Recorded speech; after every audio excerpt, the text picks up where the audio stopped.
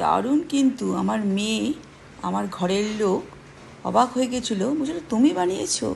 Yes বন্ধুরা, এটা হলো তন্দুরি চিকেনের রেসিপি। সঙ্গে থাকুন, সম্পূর্ণ শেয়ার করছি এবং অপূর্ব অসাধারণ রেসিপির সঙ্গে আমি আপনাদের শেখাবো কীভাবে তন্দুরি চিকেন বানায় সম্পূর্ণ বিনামূল্যে। এবং লাইক আর শেয়ার করতে ভুলবেন না বন্ধুরা। তন্দুরি চিকেন এটা মাইক্রোওভেনেও বানানো যায় 180 ডিগ্রি সেন্টিগ্রেডে। এটার জন্যে প্রথমে যে চিকেনের গায়ে কাট লাগাতে হবে, পিসগুলো অবশ্যই লেগ পিস নিলে, আর বুকের কিছুটা মাংস বড় বড় পিসগুলো করে কেটে নিয়েছিলাম, ওটা বেশি টেস্ট বুকের মাংসটা। এরপরে সেই চিকেনের পিসেসগুলোকে আমি নুন আর ভিনিগার জলে অন্তপক্ষে 15 মিনিট ভিজিয়ে রেখেছিলাম। প্রচণ্ড নরম হয়ে গেছিলো। ওই টেকনিকটা কিন্তু করুন, তন্দুরি চিকেন কিন্তু খুলে যাবে। এবারে চিকেনের গায়ে আমি যেগুলো ম্যারিনেটের জন্য নিয়েছি, তার মধ্যে এখানে ম্যারিনেটের জন্য কাশ্মীরি মির্চটাকে বেটে দিয়েছি এখানে, আর সুন্দরও লাগবে, টেস্টটাও ভালো লাগবে।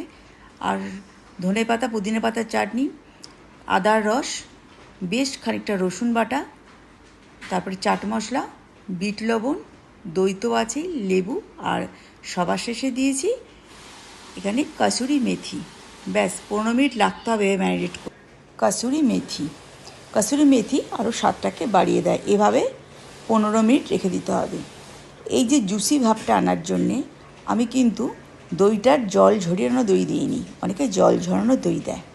কিন্তু তন্দুরি চিকেনটা কিন্তু অ্যাকুরেট হয়েছিল, দেখে ঘাবড়ে যাবেন না যে আমি এইভাবে করছি, এর প্রসেসটা ভুল না বন্ধুরা, সম্পূর্ণ দেখার অনুরোধ রইল।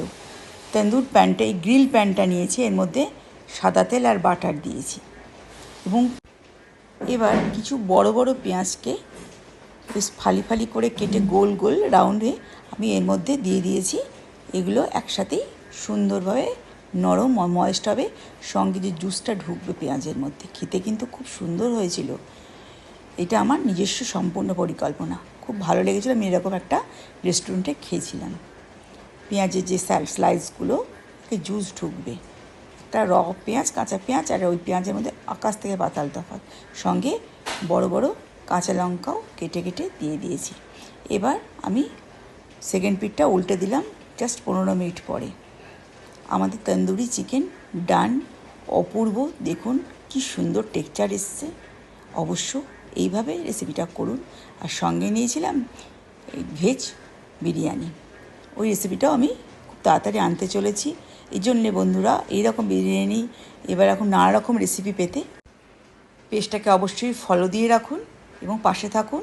সাবস্ক্রাইব বা ফলো করতে ভুলবেন না।